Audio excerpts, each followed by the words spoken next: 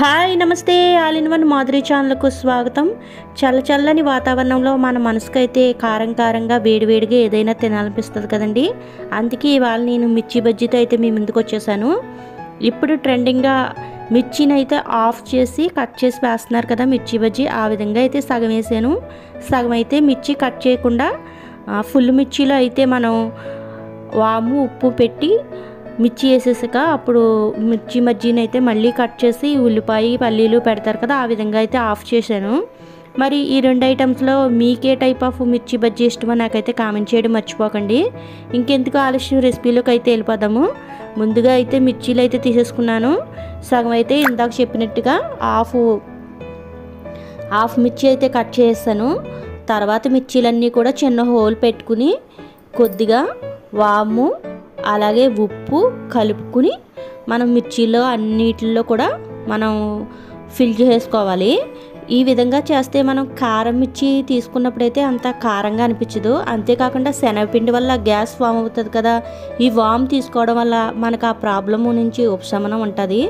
అంటే తినాలనిపిస్తుంది కానీ అలాగని మనం తిన్నాక గ్యాస్ ఫామ్ చేసుకుని ఇబ్బంది పడతాం కన్నా ఈ విధంగా చేసుకుంటే మనకి ఆ ప్రాబ్లం కూడా ఉండదు. ఎందుకంటే వాము తొందరగా అరిగించి మనకి గ్యాస్ ఫామ్ చేయకుండా కూడా సహకరిస్తుంది. ఇకపోతే ఇవాళ సండే మూల పిల్లలకి ఏమన్నా చేద్దామని నేనైతే ఈ ఐటెం అయితే ఎంచుకున్నాను. ఈ మిర్చీని చూడగానే నాకైతే మిర్చి బజ్జీ వేసేయాలనిపించేసింది. ఇంకెందుకు ఆలస్యమని ఈ రెసిపీ అయితే ట్రై చేసేసాను. పిల్లలైతే చాలా బాగున్నాయని తిన్నారు. నాకైతే కట్ చేసి ఉల్లిపాయ పల్లీలు వేసినవి అయితే చాలా బాగా నచ్చినాయి. ఈసారి అయితే ఒక సర్వింగ్ బౌల్ అయితే తీసేసుకుని అందులో మనం శనగపిండి, రుచికి సరిపడినంత సాల్ట్, కాస్త వాటర్ వేసుకుని మనం చూడండి ఈ కన్సిస్టెన్సీ వచ్చేదాకా అయితే ఉండలు లేకుండా చక్కగా మెత్తగా అయితే కలిపేసుకోవాలి. దీన్ని అయితే ఇప్పుడు ఈ విధంగా కలుపుకున్న శనగపిండి మిశ్రమాన్ని అయితే ఒక గ్లాసులోకి అయితే తీసేసుకున్నాను. ఇక చూడండి మిర్చి బజ్జీలు ఇవేమో వామ్ పెట్టినవి, ఇవైతే ఫుల్గా కట్ చేసి అందులో ఉన్న అన్నీ క్లీన్ చేసి పెట్టుకున్నాయి. ఇదైతే శనగపిండి మనం కలుపుకున్నది. ఈసారి అయితే మనం మిర్చి బజ్జీ కట్ చేసి ఉల్లిపాయ పెడతామన్నాం కదా, దానికోసం అయితే నేను చిన్న చిన్న పీసెస్గా ఉల్లిపాయ ముక్కలు కూడా కట్ చేసుకుని పక్కన అయితే పెట్టేసుకుందాము. చిన్న చిన్నగా అయితే కట్ చేసుకోవాలండి ఉల్లిపాయ ముక్కలు. ఈసారి అయితే మనం గ్యాస్ ఆన్ చేసి బాండీ పెట్టేసుకుని ఆయిల్ అయితే వేసేసుకుని మరిగించేసుకుందాము.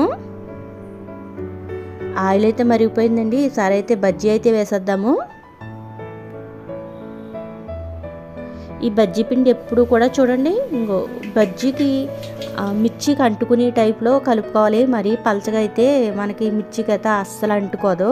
నేను ఇందులో ఎటువంటి సోడా కలపలేదండి. సింగిల్ అటెంప్ట్కి అయితే మనకి కారంగా అనిపిస్తుంది. 2 సార్లు వేసుకుంటే మనం చూడడానికి మిర్చి బజ్జీ బాగుంటుంది, అలాగే కారం కూడా అనిపించదు. గోల్డెన్ కలర్ వచ్చే వరకు మనం చక్కగా కలుపుకుంటూ, ఎందుకంటే కలుపుకుంటూ ఉండాలి, లేకపోతే బ్యాక్ ఒకవైపు కాలిపోతే రెండో వైపు అయితే కాలు తిరగేసుకుని మనం కలుపుకుంటా అన్ని వైపులా కూడా ఈవెన్ కలర్ వచ్చే వరకు మనం చక్కగా వేపుకుని తీసేసుకోవాలి. ఈ విధంగా తీసేసుకున్న మిర్చి బజ్జీలన్నిటిని కూడా మళ్ళీ రెండోసారి పిండిలో ముంచి రెండోసారి అయితే వేపుకోవాలి. ఫస్ట్ టైం అయితే లైట్ కలర్తో తీసేసుకుని రెండోసారి అయితే బాగా వేపుకోవాలి. చూడండి నేనైతే రెండోసారి వేసేస్తున్నాను. ఈసారి అయితే మనకి మిర్చి బజ్జీ చూడడానికి సైజు చాలా బాగా అనిపిస్తుంది.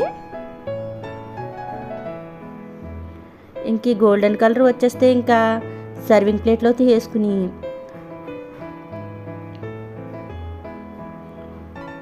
సర్వ్ చేసేసుకోవడమే. కాకపోతే నేను కొన్ని బజ్జీల్లో అయితే కట్ చేసి ఉల్లిపాయ కూడా పెడతానన్నాను కదా, ఇందులోకి కాసిన్ని వేరుశనగలు కూడా ఇదే ఆయిల్లో వేపేసుకుని పక్కన పెట్టేసుకోవాలి. ఈసారి అయితే మిర్చిని కట్ చేసి మనం ఉల్లిపాయ ఉంటే మన దగ్గర కొత్తిమీర అలాగే నిమ్మరసం కూడా పిండుకుంటే చాలా బాగుంటుంది. నా దగ్గర అయితే నిమ్మరసం అవైలబుల్గా లేదు, అందుకే ఉల్లిపాయ ముక్కలు అంతేకాకుండా వేరుశనగలు పెట్టుకున్నాను.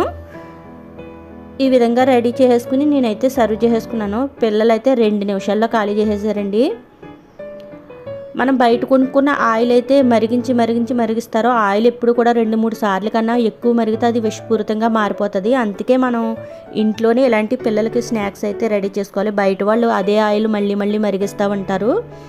మనమైతే ఇంట్లో ఒకసారి మరిగించుకున్నాక ఆ ఆయిల్ని అయితే మనం కర్రీస్లో వాడేసుకుని మళ్ళీ డీప్ ఫ్రై చేద్దాము అది దాద్దాము అనుకోవద్దండి. కర్రీస్లోకి అయితే యూజ్ చేసేసుకోండి. మళ్ళీ ఇలాంటి డీప్ ఫ్రై చేయాలంటే ఫ్రెష్ నూనె తీసుకోండి. మరి మా వీడియో కనుక నచ్చితే లైక్, షేర్, సబ్స్క్రైబ్ చేసి మా ఛానల్ అయితే సపోర్ట్ చేయండి.